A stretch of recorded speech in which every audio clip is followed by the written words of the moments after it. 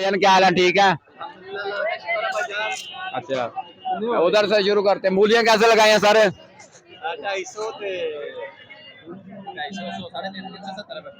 मूलियां कैसे दे रहे हैं? मूलियां सीधे करके रेट क्या है? चबले नहीं मारनी।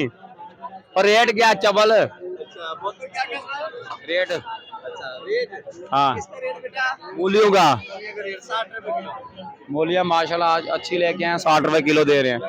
और गोभी 100 है। बैंगन भी 100, गाजरें भी 100। ये सारा कुछ। मूंगरे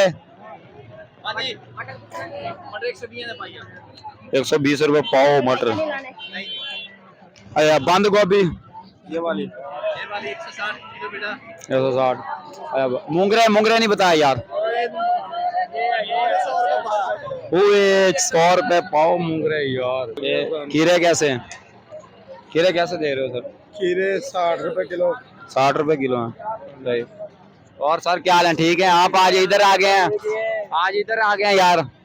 आलू कैसे लगाए? 100 रुपए किलो। और दूसरा प्याज